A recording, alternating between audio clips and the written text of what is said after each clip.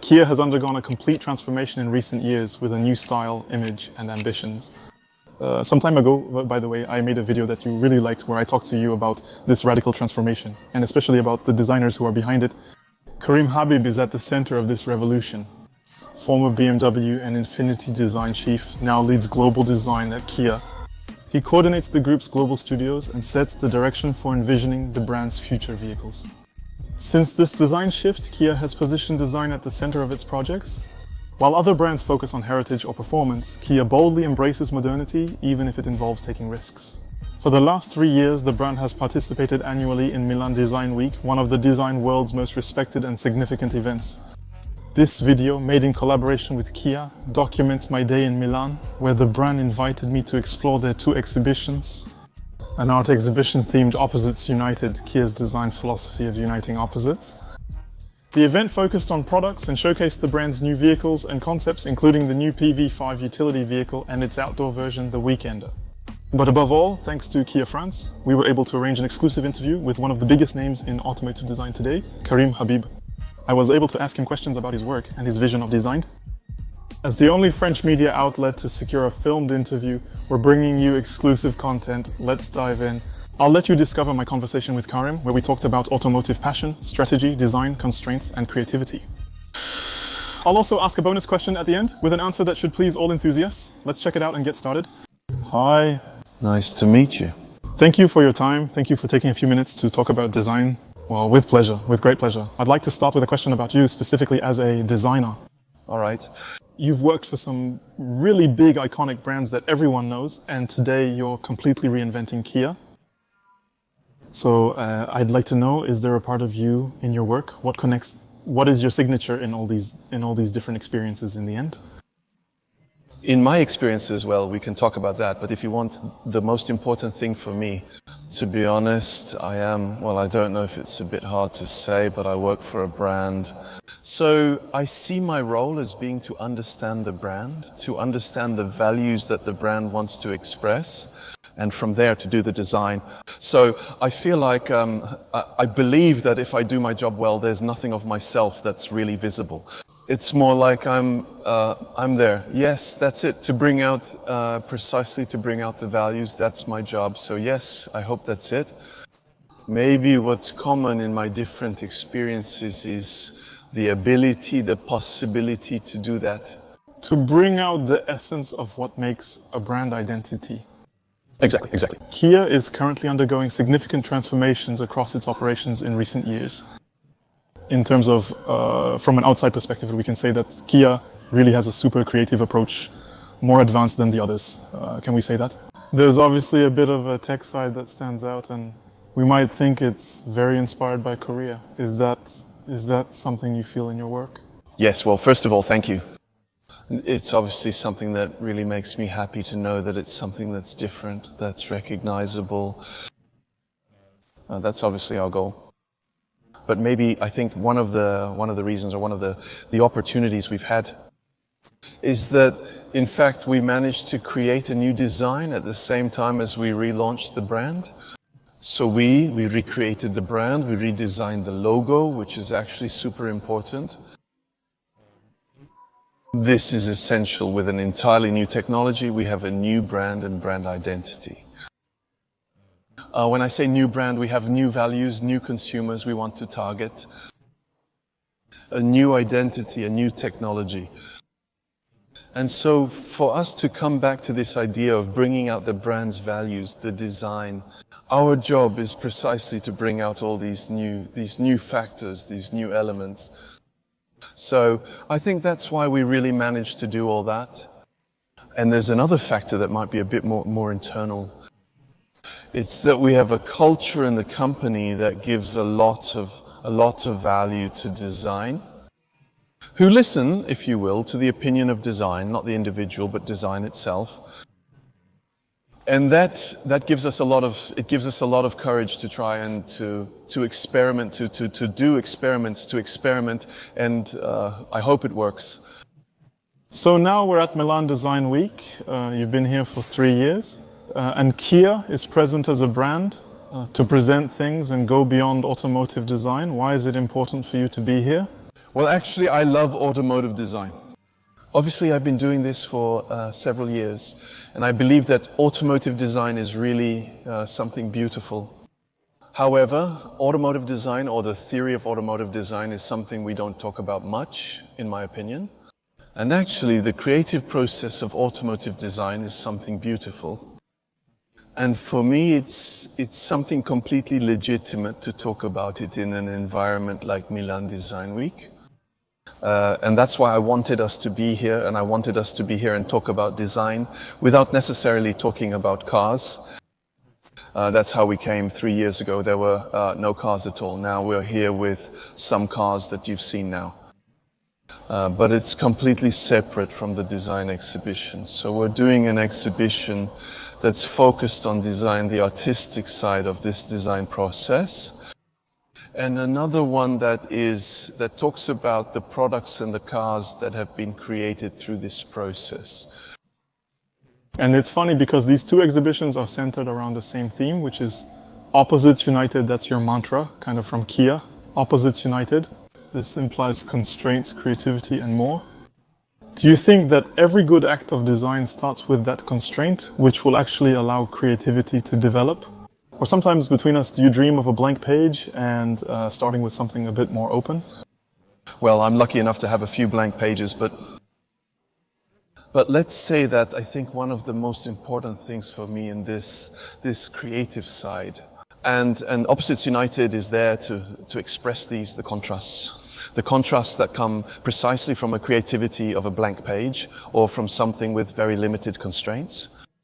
But also it kind of represents, well, the world around us. The world we live in is full of contrasts, full of paradoxes, full of elements that coexist, but that are not necessarily in harmony.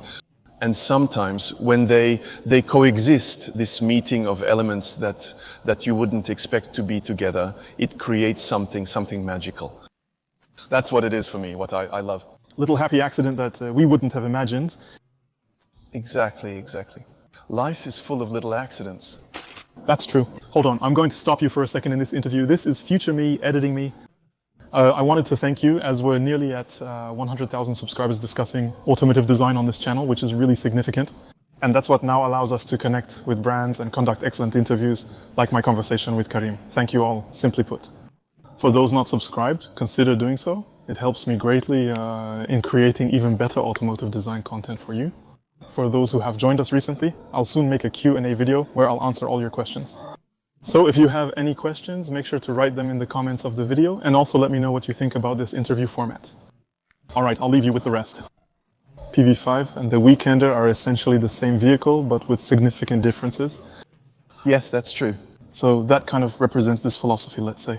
Yes, absolutely. Is there another project that comes to mind at Kia that really represents this Opposite United philosophy?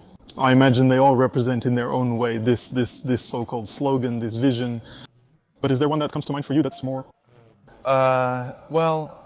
So there's EV2, which is also an interpretation of that, but we just introduced last month EV4, and then we did a how do you say it in French, sorry? A sedan, a limousine, Berline.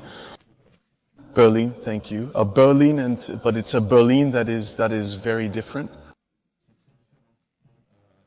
And that was the goal. That was the goal, actually, precisely to respect certain constraints and to do something quite honest. And for example, the constraint of dynamics was very important. We made a very low, very short hood, a long windshield that actually improves that, and a very long rear overhang, which is very unusual. For a sedan, it's something that isn't quite a sedan, but in my opinion, it gives a new interpretation that precisely has adopted these constraints, this contrast, and that has created something new. And so you were talking about the aerodynamic constraint? Yes. Among all the constraints we can have in this industry, which is a heavy industry, once you've managed the platform, the aerodynamics, the costs, and so on, is that right? Is there a moment when you say, okay, that's it, the car is ready to go like this, it looks good? Is there a trigger moment when the design is satisfactory and you can move on to the next one? Or is it often managed by deadlines too, since projects always have tight deadlines? I think you know yourself, it's a bit of both, you know. There are realities that necessitate schedules. And I have to admit that now, at Kia, for example, we have a development process that's still very short. And I love that because actually it's good to do, well, in my opinion, to do things quickly, to move on to something else. But there's also another side. I think that designers or a lot of people are perfectionists, and we see the thing go. Can I still change that? And sometimes it's not possible. I had a question for you too. There was one I forgot, so I'd like to ask my bonus question at the end since we discussed Berlin. Yes. The Kia Stinger was a popular car among enthusiasts back in the day. In today's market dominated by SUVs, even in Kia's lineup, do you think we could see something similar to the Stinger again? After all, SUVs match current market expectations and people's needs. But could we expect the return of that kind of coupe silhouette, something a bit more passionate? I'll answer you now as a designer, absolutely. No, it's something we believe in, and we're not alone in the company. And then, well, it's a world where there's a lot of... First of all, we sell about 4 million cars in very different markets. So we need a kind of pluralism. We need diversity in the products. It's true that we make a lot of SUVs and they sell very well. That's just fine. We're not changing anything about that, but... There you go. But, you know, people also want other things, and the idea of reinterpreting the sedan, it's a fascinating challenge. It's something we'd like to do. And the sporty side of Kia, for me as a car enthusiast, it's very important to keep that alive. I remembered the question I had forgotten, which is great. Okay. We have a lot of car enthusiasts who follow the channel, but also design students. I see that you are one of the brands that really integrates the dialogue between exterior design, interior design, and experience. I was also talking about it with your designers earlier. User experience, user interface, and so on. How did you manage to integrate that? It likely makes sense to you, since you prioritize the experience, not just the style. But how did you manage to get all these worlds, which were often a bit separated in the industry, to communicate with each other? Oh, wow, that's a good question. I honestly believe it's thanks to the individuals I work with. We have, in my opinion, a fantastic team of people. Well, you've met them, real professionals who have a lot of experience in different places, and they're all, whether they're exterior designers, interior designers, or user experience, user interface designers, who want to do good design, who want to make beautiful cars, who want to create great experiences. And when you want to do that, that encourages dialogue. And also we have a studio in the United States, a studio in Germany. We have 2 small studios in China, in Korea, and we're developing a studio in India. And everywhere there are people who want dialogue, who really want to learn from each other. We all work very well together, and it's something that I'm really, really happy that we can have. And yes, well, that gives us the opportunity to create objects that have this same purpose. So you're talking about the people you work with? Yes. I feel like the new generation of designers is a bit more focused on experience compared to before, or me, back in my day, which wasn't that long ago. But you know, when you're an extra guy, you do extra, and that's it. There is growing interest in service and experience, reflected in the changing profiles and new people entering the field. Absolutely, absolutely. It's fascinating to me. Well, you've seen the inside of the PV5. PV5 is one of the projects that has satisfied me the most in recent years for interiors. But it's that functional side, that attention to detail, those little usability ideas. And the young designers now coming out of school, they're incredible. They're able to make little animations. And it's so appealing to see that. So it's the world that's changing, it's the designers themselves who are changing, it's the consumers who are changing, and it's us. Even if we have many years of experience, we learn, we discover, and yes, it changes. It changes a lot.